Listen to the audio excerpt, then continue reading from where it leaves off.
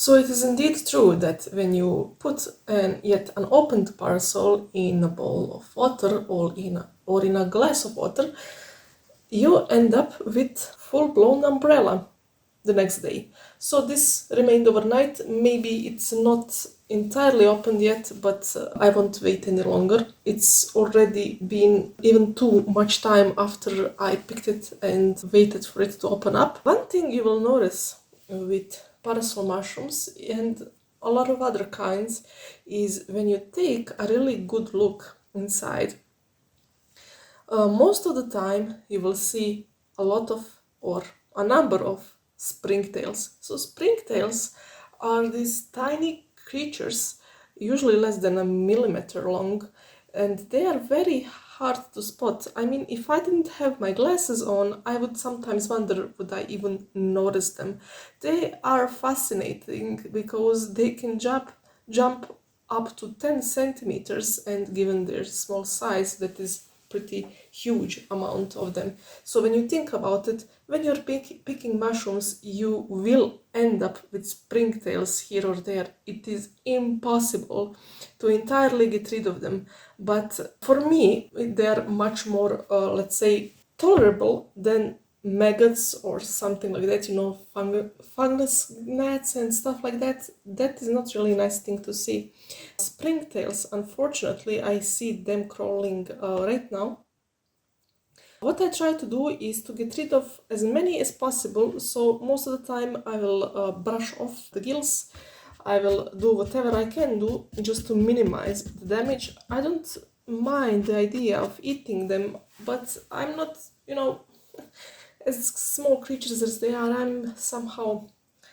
don't want to give them that kind of death, like boiling them and so on. Well, I will clean this up and continue talking.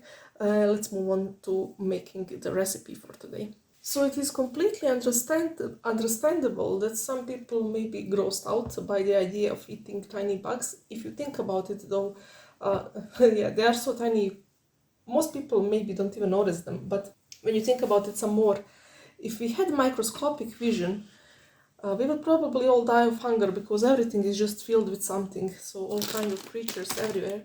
If you have OCD or some kind of other triggers, this is maybe not a topic for you, so I will add some disclaimer, some warning at the beginning. But okay, I will take a pinch of salt, just to small amount of it. Don't want to end up with too salty. A bit of pepper. If you ask me what am I doing, what kind of recipe and so on, I will answer you right away. I have no clue. So this is not a recipe that I picked up from anywhere. I heard bits and pieces here and there, but really this is not something that I just, copied from the internet. I'm just coming up with thing from top of my head, but it's not really complex, so I figure there is a lot of simple things to be found online.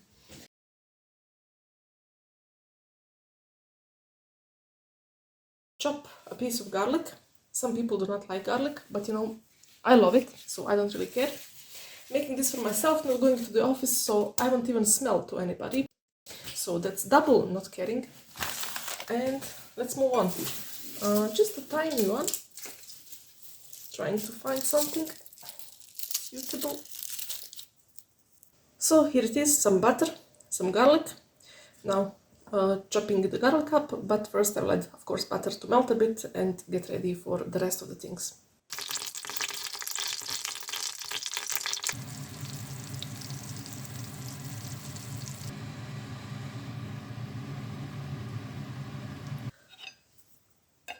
So here we are, the moment of truth. Well, if you're worried about what I'm going to eat, which I assume nobody is, this is not my only dinner for today. I have some potatoes, I have some other things that I made on the side, but now let's try to taste this, and I will do my best just to describe what it tastes like. Now, the smell is the very same one as is when it's fresh, so it is kind of a nutty hazelnut smell. Some people describe it as warm milk for some reason. I guess it's that kind of, I don't know, nutty frequency, let's say. It is much more intense when fried. So that is the same smell times, I would say, maybe 4 or 5. Sides are very crispy. Not most of it is. Inside is a bit spongy, but sides are crispy. I didn't want to wait too long. It was in for almost 10 minutes, so I think it's pretty enough. Let's try it. It's beautiful. It is truly beautiful.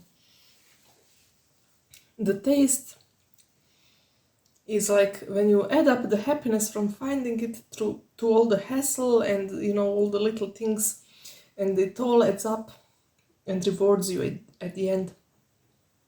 It's beautiful. I think I would eat a ton of these, really, if I had them now. Should have picked more of these. I should go back. I think it's rainy and it's dark, but maybe I should go back to pick some more. So this is it. The way I fried it is just, it is crispy from the outside, it's a bit spongy from the inside.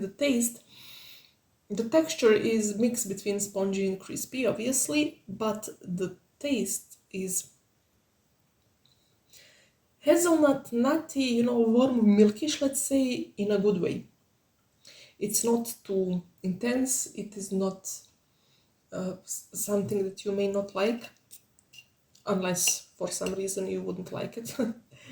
Tastes are very funny things, taste of smell and all other senses, they are pretty subjective, so I cannot say anything else but try it yourself if you wish.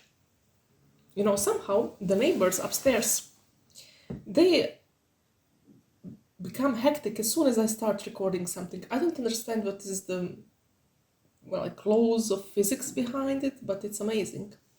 Anyway, that's it about parasols, how to identify them, one suggestion about how to make them, nothing too fancy, nothing too complex, nothing too groundbreaking, and nothing that wasn't done before, but I hope somebody will find this, let's say, inspirational at least, and enjoy it.